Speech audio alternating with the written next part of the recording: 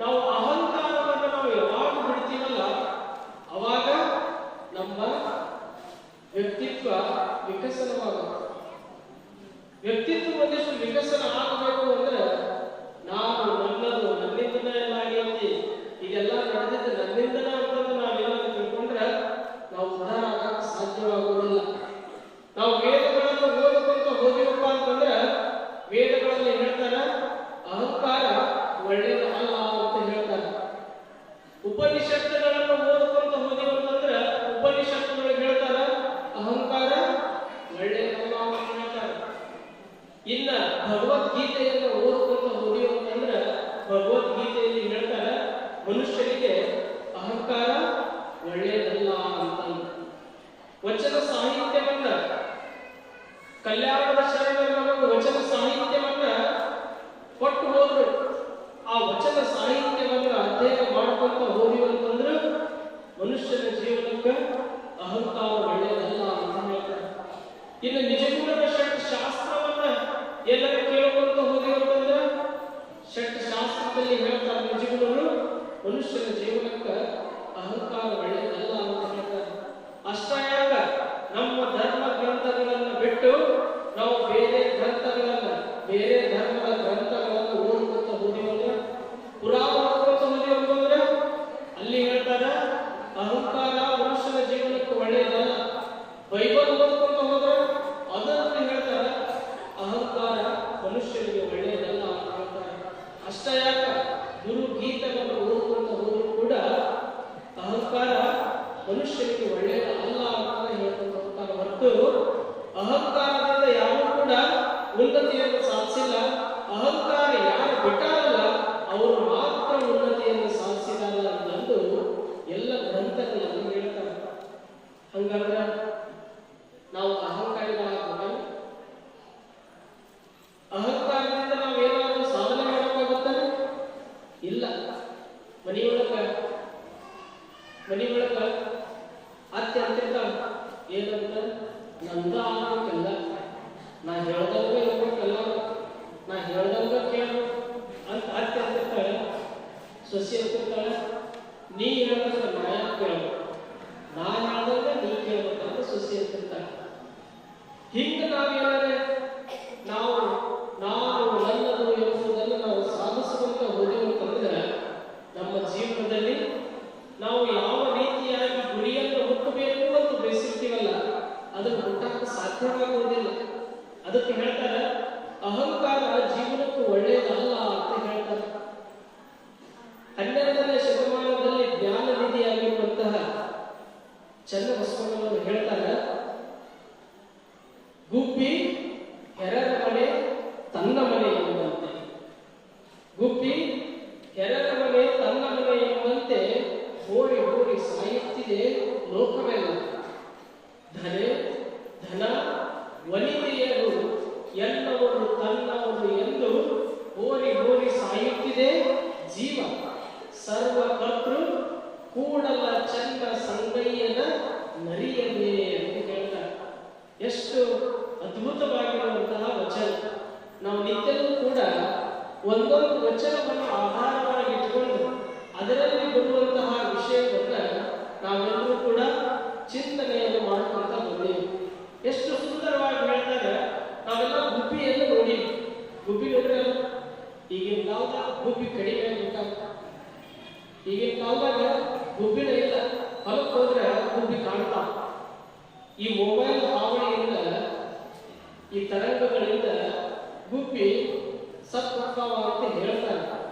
ಅದು ನನಗೆ ಗೊತ್ತಿಲ್ಲ ಎಷ್ಟು ಕಡೆ ಎಷ್ಟು ಸುಳ್ಳು ಅಂತ. ಇರ್ಬೋದು, ಸತ್ರು ಸಾಯ್ಬೋದು. ಗುಬ್ಬಿ ಹೃದಯ ನಮ್ಮ ಹೃದಯನೇ ನಮ್ಮ ಮುಷ್ಟಿಯಕ್ಕೆ ಇರುತ್ತಂದ್ರೆ ಗುಬ್ಬಿ ಹೃದಯ ಒಂದು ಇರ್ತೈತೆ. ಮತ್ತು ತರಂಗಗಳಿಗೆ ಬಲಿಯಾಗಿರ್ಬೋದು. ಗುಬ್ಬಿ ಸಂತತಿನೇ ಇಲ್ಲದಾಗಿದೆ.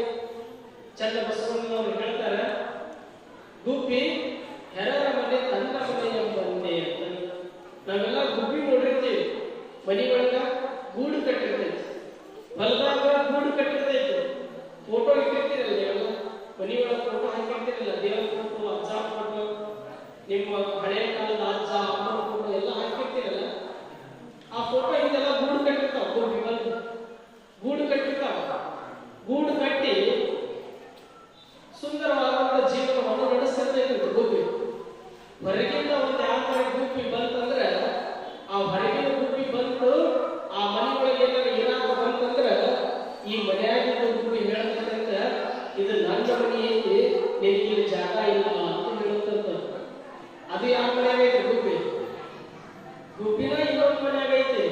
ಆದ್ರೂ ಕೂಡ ಒಂದು ಗೂಡನ್ನು ಮಾಡಿ ಇಟ್ಕೊಂಡೈತಿ.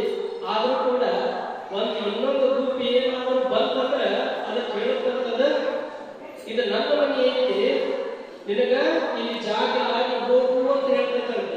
ಅದಕ್ಕಾಗಿ ಚನ್ನಬಸವಣ್ಣನವರು ಹೇಳ್ತಾರ, ಗುಬ್ಬಿ ಯಾರ ಮನೆ ತನ್ನ ಮನೆ ಎಂಬಂತೆ ಹೋರಿ ಹೋರಿ ಸಾಯುತ್ತಿದೆ ಲೋಕವೆಲ್ಲ. ಗುಬ್ಬಿಯನ್ನ ಉದಾಹರಣೆಯನ್ನಾಗಿ ಇಟ್ಕೊಂಡು ಶರಣರು ನಮಗ ಒಂದಿಷ್ಟು ಅನುಭವವನ್ನು ಹೇಳ್ತಾರೆ. ಗುಬ್ಬಿ ಯಾವ ರೀತಿಯಾಗಿ ತಾಯಿಯಿಂದ ಒಂದು 4-5 ವರ್ಷ ಜೀವನ ಮಾಡುವಂತಹ ಗುಬ್ಬಿಗೂ ಯಾವ ರೀತಿಯಾದಂತಹ ಒಂದು ನಾನು ನನ್ನದು ಎಂಬ ಆಸೆಗಳು ಇರ್ತಾವಲ್ಲ, ಅದು ಮನುಷ್ಯರಿಗೂ ಇರ್ತಾವ. ಮುಂದುವರೆದು ಹೇಳ್ತಾರ ಚನ್ನಬಸವಣ್ಣವರು ಹೇಳ್ತಾರ, ಧರೆ ಧನ ವನಿತೆಯರು ಎಂತವರು ತನ್ನವರು ಎಂದು ಹೋರಿ ಹೋರಿ ಸಾಯುತ್ತಿದೆ ಜೀವ. ಅಂದ್ರ ನಾವು ಈ ಭೂಮಿಗೆ ಬಂದಿವಪ್ಪ ಅಂತಂದ್ರ ಒಂದಿಷ್ಟು ಈ ಅಹಂಕಾರ ಮಮಕಾರವನ್ನು ಬಿಟ್ಟಾಗ ಮಾತ್ರ ನಾವು ಏನಾದರೂ ಒಂದು ಸಾಧನೆಯನ್ನು ಮಾಡಲಿಕ್ಕೆ ಸಾಧ್ಯವಾಗುತ್ತೆ. ಧರೆ ಧನ ವನಿತೆ ಅಂದ್ರೆ ಹೆಣ್ಣು ಮಣ್ಣು ಮಣ್ಣು ಅಂತಂದು ನಾವು ಸಾಯಕತ್ತೀವಿ. ಈ ಹೊಲ ನಂದ, ಇದು ಈ ಜಮೀನು ನಂದ, ಈ ಬಿಲ್ಡಿಂಗ್ ನಂದ, ಹಿಂಗೆಲ್ಲ ನಾವು ಸಾಯಕತ್ತೀವಿ. ಇದನ್ನು ನಾವೇನಾದ್ರೆ ಅಹಂಕಾರ ಮಮಕಾರ ಅನ್ನೋದು ಏನಾದರೂ ನಾವು ಬಿಟ್ಟಿವಪ್ಪ ಅಂತಂದ್ರೆ ನಮಗೆ ಶಿವಬಸವೇಶ್ವರ ದರ್ಶನ ಆಗುತ್ತಾ ಅಂತಂದು ಹೇಳ್ತಾರೆ. ನಾವು ಒಂದಿಷ್ಟು ನಮ್ಮಲ್ಲಿರುವಂತಹ ಅಹಂಕಾರ ಮಮಕಾರವನ್ನು ನಾವೆಲ್ಲ ತ್ಯಾಗ ಬಿಡಬೇಕು. ಒಬ್ಬವ ಹಂಗ ದಾರಿ ಕೊಟ್ಟ ಹೊಂಟಿದ್ದಾನೆ.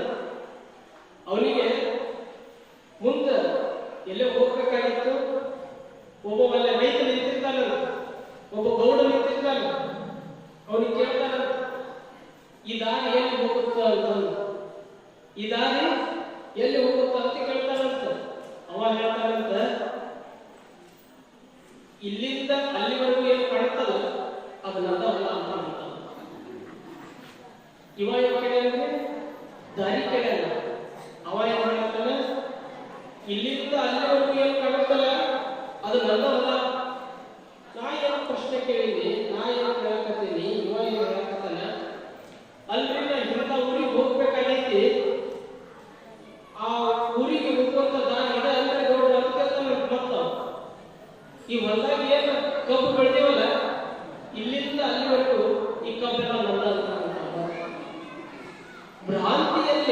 ಭ್ರಾಂತಿಯಲ್ಲಿ ಬದುಕಾತೀವಿ ನಾವೆಲ್ಲ. ಇವು ಹುಚ್ಚದಾಗ ತಿಳ್ಕೊಂಡು ಅವ್ ಮತ್ತೆ ಬಿಡ್ಬೋದಂತ. ಗೌಡ್ ಮತ್ತೆ ಮನೆಗೆ ಬಂದು ಹೆಂಡತಿಗೆ ಹೇಳಕತ್ತಂತ.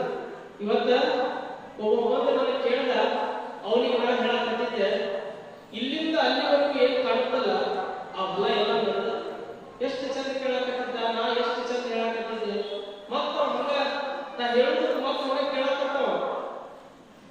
ಮತ್ತೆ ಹೇಳಿದೆ, ಇಲ್ಲಿಂದ ಅಲ್ಲಿವರೆಗೂ ಏನು ಕಬ್ಬು ಹಚ್ಚಿವಲ್ಲ ಅದು ಎಲ್ಲ ನಂದ ಅಂತ ಹೇಳಕತ್ತಿದ್ದೆ ಅಂತಂದು ಹೆಂಡತಿ ಹೇಳ್ತಾರಂತ. ಗೌಡ್ ಬಂದು ಏನ್ ತಿಳ್ತಾರಂತ, ನನಗ ಇವತ್ತರೆ ಕೊಡಿಸು, ನಾಳೆ ಕೊಡಿಸು, ಆ ತಿಂಗಳು ಬಿಟ್ಟರೆ ಕೊಡಿಸು, ನನಗ ಒಟ್ಟು ಒಂದು ತೊಲಿ ಬಂಗಾರ ಕೊಡಿಸು.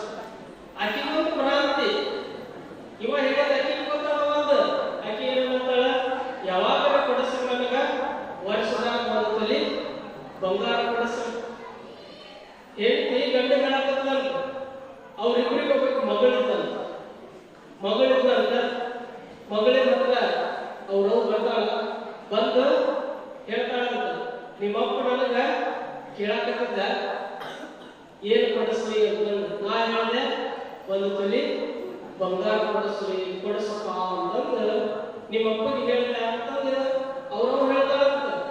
ಅವಾಗ ಮಗಳು ಹೇಳ್ತಾಳಂತ, ನೀವಿಬ್ರು ಏನ್ ಮಾಡ್ತೀರಿ ಗೊತ್ತಿಲ್ಲ ನನಗ, ಕರ್ನಾಟಕ ಕಟ್ರಿ, ಬೆಳ್ದಂದರೆ ಕಟ್ರಿ, ಒಟ್ಟ ನನಗೆ ಒಂದು ವರ್ಷ ಮುಗಿದ್ರಾಗ ಒಂದು ಯಾವ್ದಾರೆ ಗಂಡ ಕಟ್ರಿ ಅಂತ ಹಾಕಿ. ನಾವೆಲ್ಲರೂ ಕೂಡ ಒಂದೊಂದು ಭ್ರಾಂತಿಯಲ್ಲಿ ನಮ್ಮ ಜೀವನವನ್ನು ನಡೆಸಕತ್ತೀವಿ. ನಾವು ಒಂದೊಂದು ಭ್ರಾಂತಿಯಲ್ಲಿ ಜೀವನವನ್ನು ನಡೆಸಕತ್ತೀವಿ. ಈ ಅಹಂಕಾರ ಅನ್ನೋದು, ಮಮಕಾರ ಅನ್ನೋದು, ಭ್ರಾಂತಿ ಅನ್ನೋದು ನಾವೇನಾದ್ರೂ ಬಿಟ್ಟು